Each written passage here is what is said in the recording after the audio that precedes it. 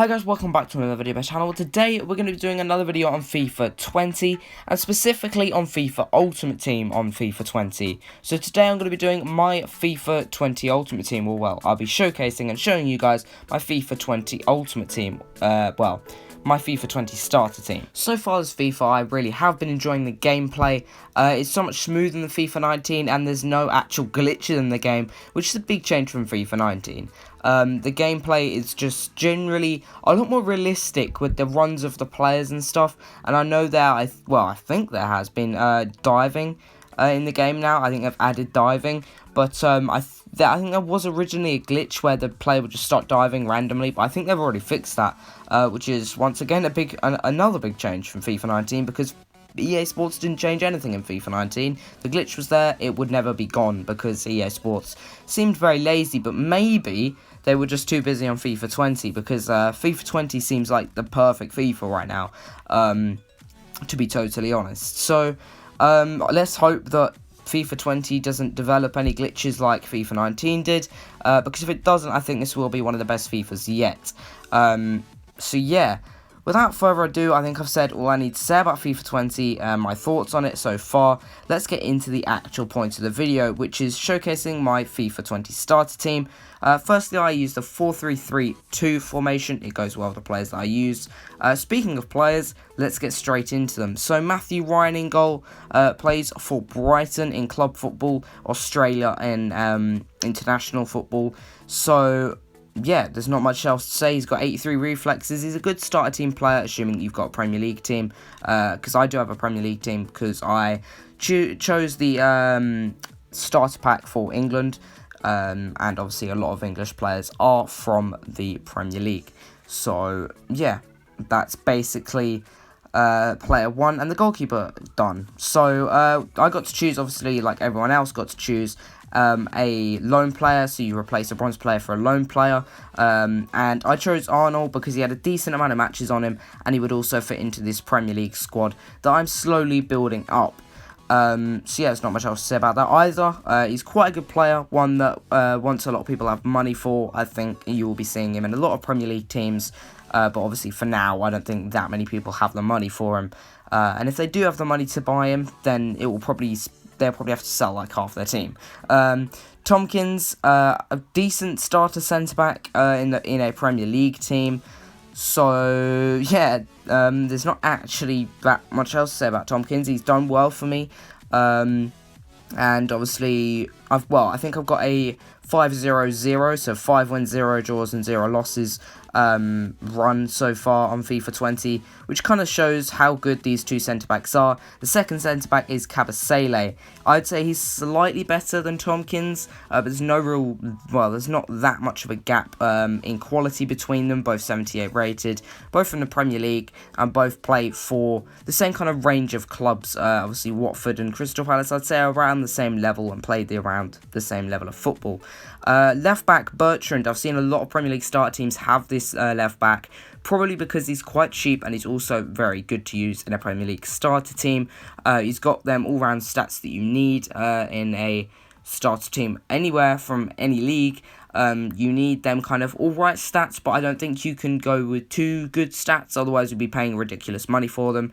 So once again, this is just a starter team. Like, this isn't probably the best team you're going to see, but it's still a decent starter team at the start of a FIFA. Eric Dyer in CDM, he's probably one of my best performing players so far. He's done really well and once again really cheap as well, 79 rated, but to be totally honest, for me he plays like an 82 or an 83. He's scored a diving header I think at one point, and he's generally just a really good holding midfielder for me. So yeah, that's my CDM sorted, and moving on to just a normal central midfielder, Loftus-Cheek. All of these players seem to be, well, they are all like under 1,000 to buy, except from the loan players, and a couple of my untradeable players. But this one, Loftus-Cheek, I have bought because I just thought he's got an alright rating of 79, and he fits right into the team, being English and a Premier League player as well. Dendoncker, definitely a high performer for my squad. I've only had him for a couple games, but he's performed really well for the squad. So yeah, I would suggest if you have the extra 1,000 coins, I would suggest, well, assuming that you have a Premier League team, I'd suggest putting him in there. For me, a bit like Eric Dyer, he plays like an 82 or an 83.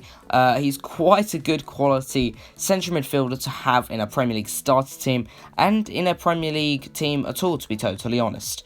Moving on to my right wing choice, Sancho.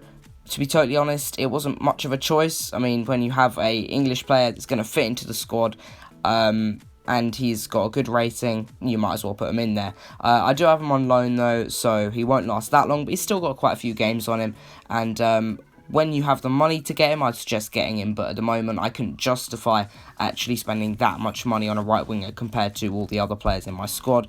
But he's a good right midfielder or a right winger, and he's probably worth the money that you'd actually pay for him. I know he isn't Premier League, but basically fits into my team because he's English. Moving on to the striker, Pookie, 77 rated. He's actually really good. I've not actually got his player of the month yet. I say yet because I'm maybe going to get him.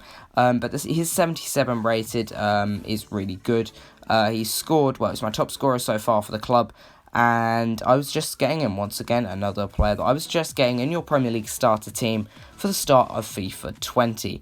Moving on to my left wing option, well, my left wing player, or left wing choice. There you go, we got there eventually. I actually packed him out of a untradeable pack, Pulisic. I think it was on the season overall objective things. I got to like some random untradeable pack and I got him from it, so I was pretty happy. He goes for about 5k on the market, so he's quite expensive to buy, and I can see why. He does play quite well. He plays better than a 79 in my personal opinion in FIFA. Moving on to my substitutes, I've got Radu. These are kind of just random players that I've just got randomly untradeable. Borja Valero. As I said, they're just untradeable, so I can't sell them, so I might as well put them on my bench. Vinicius Jr. on loan. Obviously, you get that at the start of FIFA. Well, I think it might be if you played FIFA 19, possibly. Pulgar.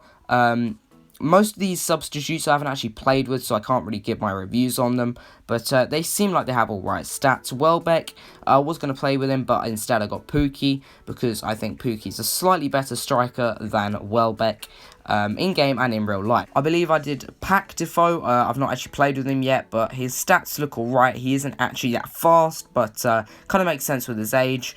And the last substitute, Stevens, I played a couple games with him. He's quite good, once again, for a Premier League starter team. Moving on to the reserves, on loan Van Dijk, not actually tried him out yet.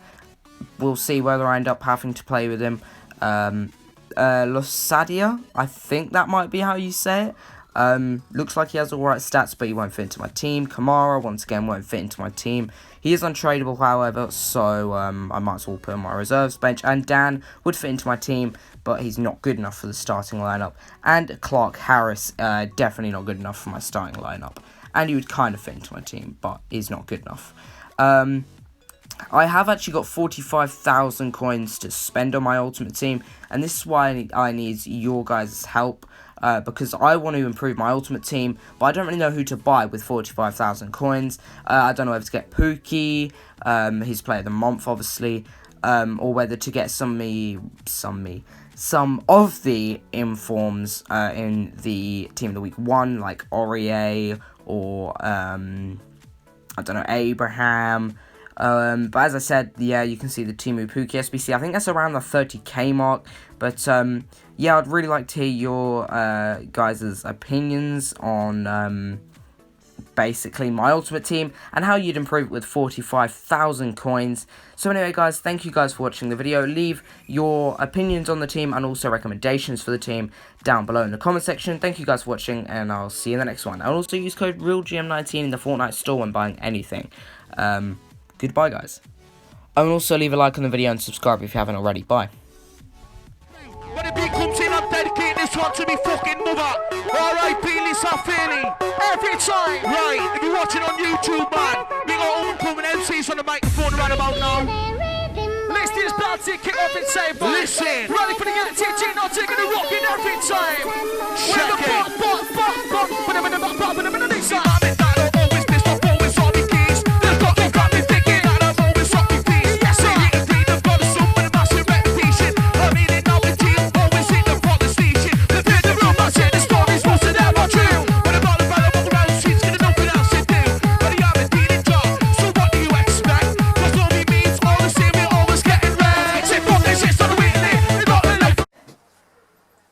my head.